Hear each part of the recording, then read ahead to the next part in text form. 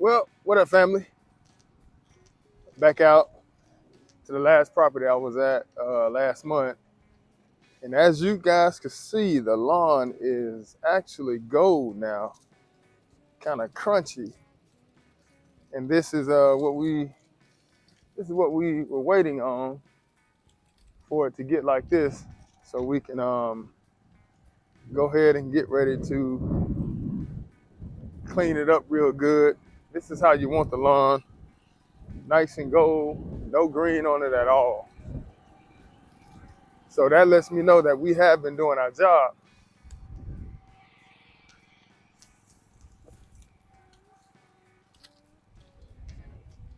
Kind of chilly out today. I think this morning, a little green right there. This morning got up, it was about a little green right there, guys. See the green? It was like 29 degrees this morning. I'm gonna walk down here. So it's kind of warming up a little bit, but it's still cold. But it's cool. You know, we can't really get out in the morning. Uh, when it's this cold like this, we gotta let it get to about 40, 45 degrees. I keep my tank inside the garage. My son has a heat lamp for his. Even though his is concealed, he puts a heat lamp up under there. We don't want those pistons to bust inside of the tanks. So that's why we do that. Definitely looking forward to next year. Moving pretty quick. Today is December 6th. Nathan's anniversary is today, him and his wife. They've been together 5 years. Me and my wife's anniversary was yesterday. We've been together 28 years. 3 kids, 4 grandchildren. Definitely a blessing. Man, look at that right there, y'all. It looks like broom sedge. So it's definitely a blessing. Nothing to complain about. And even if I did, nobody would listen. Ain't that what they say? But I try not to complain anyway. Try to be thankful for what the Lord has blessed us with, you know, breath of life. And it is windy out here. It's cold though, super cold. I didn't put my hat on, I should have. I don't know what the hell I was thinking.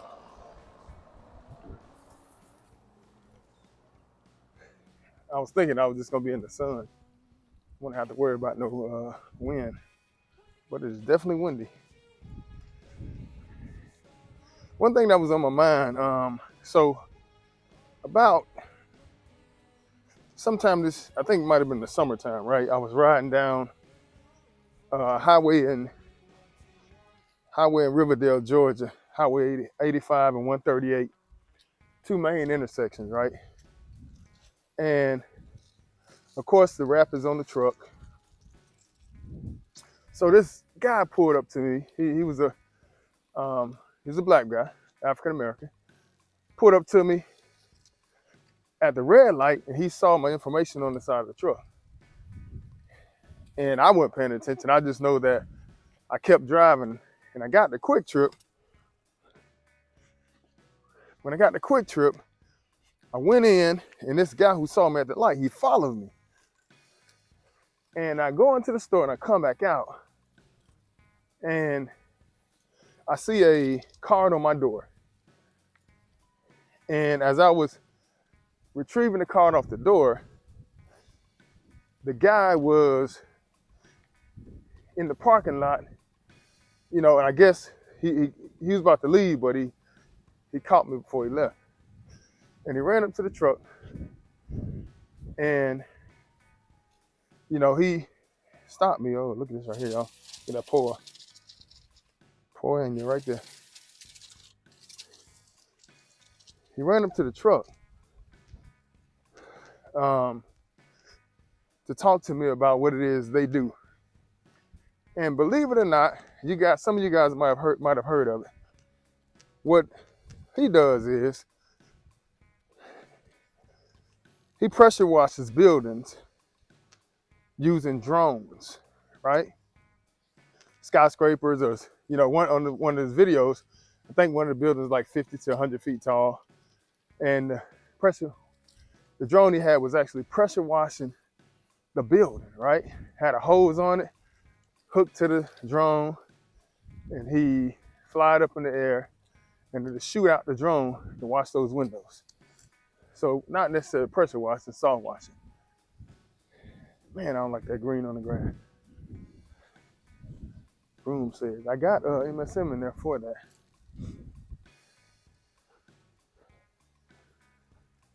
So as we were talking, he also told me that they spray agriculture farms with the drone. And I'm like, wait a minute, y'all do what? He said, we spray agriculture farms, like in the deep South, people that live in Georgia, or even in, even in the rural areas of cities where there's a lot of farmland at, you may run into a lot of farmland and stuff like that and crops, right? Well, this guy has about 5 or 6 guys under him, and they use drones to fertilize these properties and treat herbicide and all that type of stuff for the properties, right? And he told me about it, and invited me to actually come, check out what they do and stuff like that. And my mind was blown. So what it did was caused me to start inquiring.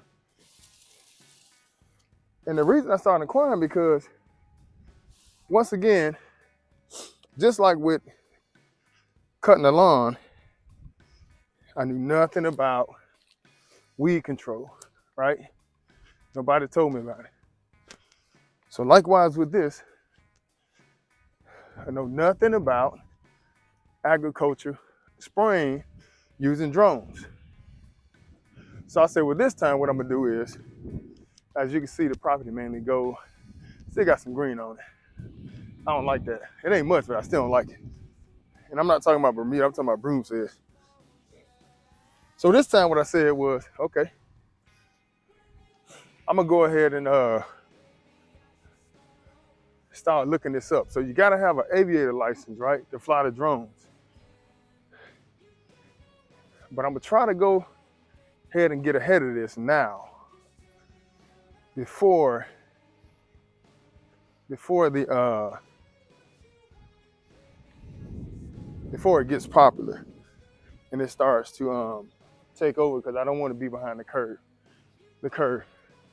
But that's more than likely where we're going. So that's what made me want to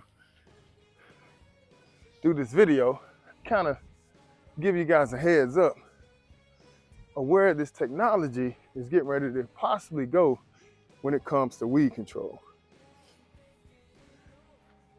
I think they're getting ready to go down the path where they're going to start using drones to spray definitely commercial and agriculture. So my thought process is, not that I want to get completely out of this right here. What I want to do is, I just want to expand. So just kind of giving y'all some ideas of possibly what may be coming. If you can get into it now, might be of some benefit to you to go ahead and look into it. But I think that's probably where they're getting ready to go with it. I'm gonna check it out. I'm gonna check it out and look and see is it possible and what it all takes for me to get my license in the aviation as far as that is concerned. But when you get a chance, just go online and look at all the different people that are using the drones to spray. You'll be surprised. And you know, I'm the type of person, if I find out something, I'm telling you. You know, I remember one time when I was out in the world, young kid, got in some trouble. And my lawyer told me I had diarrhea in the mouth because I was telling the police everything. Not only anybody else, but as far as I'm concerned, myself. I was just kind of done with the life I was living, so I was mainly just telling them the truth, confessing my faults, man. You know, so I don't want you to think I got diarrhea in the mouth now. I'm just letting you know that you might want to go ahead and look into it. Get your regular license first so you get familiar with what's going on. But at the same time,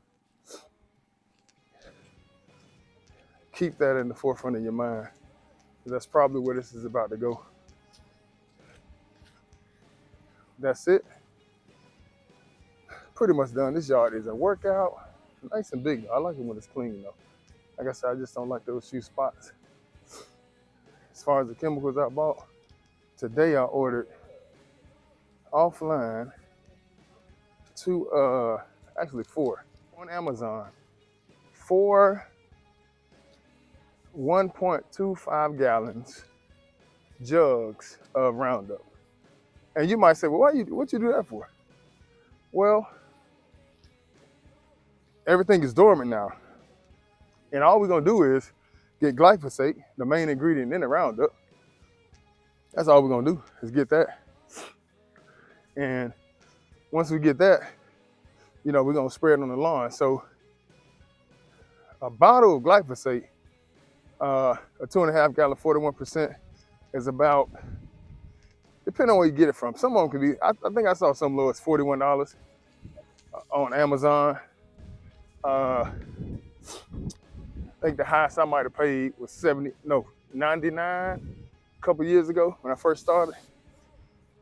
So they may be around 99 now, might be 41. But the Roundup for 1.25 gallon is $15.80.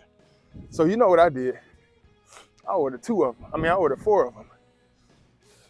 4 of them equate to 2.5 gallon jugs for $60. So just want to let you guys know this is the perfect time to clean the lawn up. Amazon has it for $15. So if you want to get that, you can. Mainly all you're doing now is putting down pre-emerge and clean up the lawn. But look into the aviation, kind of see where technology is about to go. Other than that, thank you for tuning in. Get with you guys soon. Underdog.